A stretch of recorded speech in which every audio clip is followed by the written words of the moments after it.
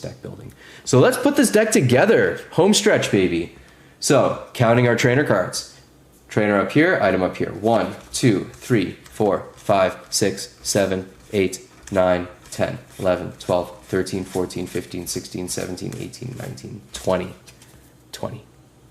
20, 20, 20 rule. Looks like it's happening. Okay? What's up, Broke? Welcome to chat, man. 1, 2, 3, 4, 5, 6, 7, 8, 9, 10, 11, 12, 13, 14, 15, 16, 17, 18, 19, 20. That's good. And let's just double count our energies. 1, 2, 3, 4, 5, 6, 7, 8, 9, 10, 11, 12, 13, 14, 15, 16, 17, 19, 20. We have a complete deck. And not only do we have a complete deck, we have a dual type Psychic Lightning deck. Now, I just want to check my message, and then we're going to talk about the final step of putting this deck together. Oh, that's what you're talking about, Lily. You're talking about a My First Battle deck. Those are really cute. Those are great for like 6- and 7-year-old beginner players. If you want something a little more high-end, let me know. On the Pokemon products, on the pre-built decks, you'll see a Pokeball down on the bottom. And if you're looking to buy a pre-made deck, you'll see either 1 Pokeball, 2 Pokeballs, or 3 Pokeballs. 1 is beginner level, 2 is intermediate. That's a good place to start, especially if you've played the game like enough times to wrap your head around the sequence of events and the turn of play. And then the 3 Pokeball events are, the 3 Pokeball decks are usually like World Series decks or advanced decks. And advanced doesn't mean harder to understand or harder to use. There's just more nuance and more strategy in it. It's a more potent machine that's been organized and put together. But any of these are good to start. So let's talk about final steps in getting this deck ready. If I wanted to go to a Pokemon event tomorrow, I would need the following, with a caveat. You actually don't need deck sleeves, which are these, to go to a tournament. I do, however, recommend them. Number 1, they keep your cards protected. Number 2, some people's cards are like scuffed or beat up in a certain way on the back that makes it really easy for cards to be identified as marked cards. And if judges think your cards are marked, or that you can predict where your cards go, or what cards they are, even though you can't see the front of the card, you get penalized. Okay? These are nice also just because they're fun to have in your hand. I always sleeve my decks. It's just good habit. For the amount of money I've also invested in this hobby, I want to make sure my deck is going to be able to last through play. So if you wanted to go play tomorrow at a tournament too, you would need dice and damage counters, which are these. Okay, these are great. These come with Elite Trainer boxes. You can get them out of certain collections as well. They literally have different numbers on them, and you put them on when you take damage, and that's what tracks your damage points. These are poison and burn tokens. If you get poisoned and burned, you put that on your Pokemon, it tracks the status condition. If you get paralyzed, you turn your card to the right, R for paralyzed. Left is sleep, L in sleep, R in paralyzed. Confused is upside down, which means you have to flip a coin to attack. There's no marker for asleep, and there's no marker for confused, but there are markers for burn and poison. And then big shout out to my man Arthur, who is one of the nicest people in the world.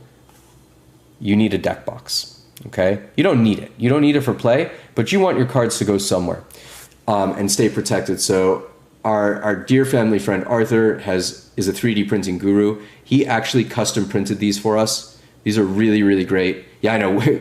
Big shout out to Arthur on this. And these are modular. So like these open up, and I can swap the top, so I can make it a different Pokeball. I can swap the bottom, and the buttons are modular too. They can come out. So this is just a basic Pokeball, but it's very durable, very, very strong. And I'm going to sleeve these cards now and take any questions you guys have. And then our deck is done, and we're going to wrap our stream. So that took about an hour and 40 minutes. It probably would have taken just under an hour if I wasn't giving speeches the whole time. But a lot of people, when they say sensei or professor, how do you build a deck? They're so intimidated by it. And it's not that it's hard, it's just hard to know where to start. And I want to talk for a second about the 20-20-20 rule. That's just a rule of thumb. Rules of thumb are not exact measurements, okay? So I know people that run decks with like 9 energy instead of 20, and that's fine. If you have cards that can take the place of those energy, so that you have your cards coming that you need, and you can find them in a very, very accessible way. Okay? And obviously these just go in just like this. So everyone plays a little different. In my super strong grass deck that I teach players with, I have 18 grass energy. Now I have 18 grass energy because I have a Pokemon in there that lets me find 3 energy at a time for my deck, and it doesn't make sense to have a number like 20 because then I'm going to have to use an extra turn to pull those last 2. So again, you shift the balance based on what you need, but in general, you want about 20 Pokemon, anywhere between 14 and 20 Pokemon. A bunch of EXs, like 4 to 6 EXs or Vs or whatever generation you're playing from. The big beefy cards with the fancy graphics. That's what you want. Again, the heart and soul of the deck is going to be your trainer cards, which is your items, your supporters, your stadiums, and your Pokemon tools. Those let you work. Those let you find the Pokemon you need, get the energy you need. It lets you pull stuff back out of your discard pile when you've used it. And it saves you from tricky situations like where you're going to get knocked out and you need to switch, or you need to make your opponent switch their active Pokemon from their powered up Charizard to their fledgling Magikarp that's on their bench. So while I sleeve these, if you guys have any questions or you're not sure about something, I would love for you guys to ask. Again, if you've enjoyed our content, we'd love for you to leave us a like and chat. It goes a long way, like really, really, really. There's a lot of Pokemon creators out there, and there's a lot of creators in our community doing really, really great stuff. But I have not seen anyone deck building, and maybe it's the Pokemon professor in me, but that is like the heart and soul of the game. I see people selling boxes and boxes and pallets of Pokemon cards, but it's a shame because a lot goes into the game and the artwork, and not knowing how to play feels like kind of missing the point to me, and that's just my opinion. And maybe it is my own bias because I've been doing this for so long. But, you know, my 5-year-old daughter can play this game. And I play with my wife. We play with our daughter. I play against the kids in my dojo. So if you guys have anything for us, let us know. We are here to help you. And then this deck otherwise is done. I would also like to hear in chat, if you're still awake, what deck you want to see us build next week. So admittedly, I got to tell you guys, I goofed. Last week, I did this exact same stream, and it was amazing. Easily one of the best pieces of live content I've ever done. And I built a dual psychic fighting deck using the Loyal 3, which is Fezandipiti, Okidoki, and Munkidori, because they are pretty powerful when you throw a dark energy on them. They get crazy effects. Like, I think Munkidori gets an extra 100 health and does an extra 70 damage. So it's basically an EX for free. And then I went to go watch the replay of that video, and my microphone was cutting in and out, and it was fail. Claire, for shop, when will the new cards be there? The new cards will be online after I walk my dog and finish sleeping this. Sleeving this. I'm going to sleeve this. Then what I'm going to do is take 600 DPI scans of the cards. That takes about 30 seconds. And then I'm going to probably list them. I can text you when they're out, and you can take a look. I want to get them online by tonight. I'm going to end up trying to get them up by tonight. Probably within the next half an hour or so, because kiddo wakes up early, as you know. The morning doesn't wait for kids. So, but there's some cool stuff going in there. Got it. Cool. So I made an amazing piece of content that was last Sunday, but absolutely unusable because of the audio quality. And maybe I'll throw that up there, maybe not. But it was a good deck, and I can't wait to play some of my students with it because I think they're going to be surprised by the power that comes out of it. Hey Dark, what's up? What's up, Poke? We just finished this stream. We're busy sleeving. What we did tonight was we built a dual-type Pokemon TCG deck. We built a Lightning Psychic deck from scratch, starting with 2 or 3 cards that we thought were going to be really, really good. And I walked through the entire process of how to do that, using a rule of 20-20-20, where you take 20 Pokemon cards, 20 trainer cards, and 20 energy cards, and put them together in a specific way to make a usable deck that is strong enough to be played and flexible enough to be prototyped. And I can't emphasize this enough. The secret to getting good at Pokemon is to actually make changes to your deck. There's a reason why in Pokemon, the Pokemon evolve. They don't stay the same. And that is because we are supposed to evolve and adapt and be flexible to the circumstances we find ourselves in.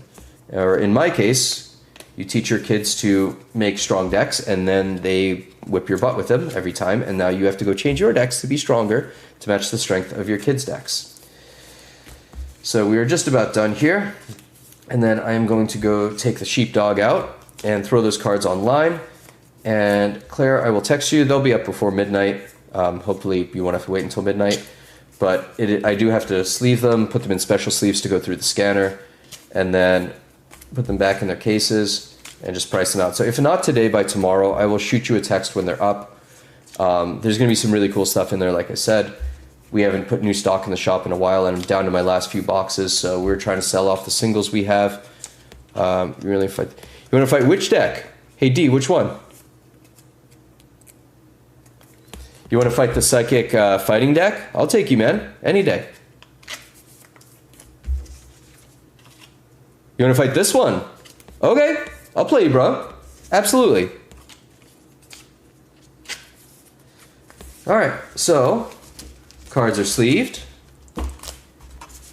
And that is how you build a basic Pokemon TCG deck. And we actually didn't even do full basic today. We built a double type deck. So thank you all for joining us tonight. These go in over here. Or do they go in? Arthur. No. Arthur. These need to be wider. Wider, dude. Hold on, guys. I have to get a different deck box. But these are great. Those are great for perfect fit sleeves. Hang on.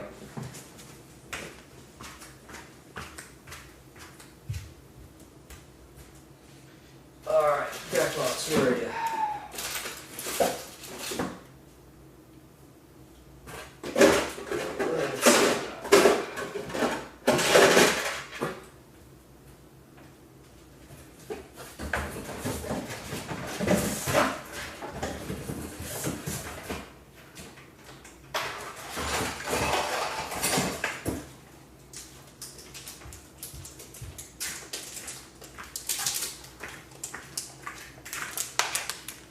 Logan, what's up, man?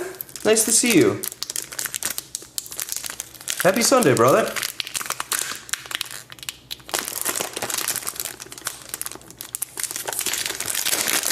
Alright, so, deck box. These go in here.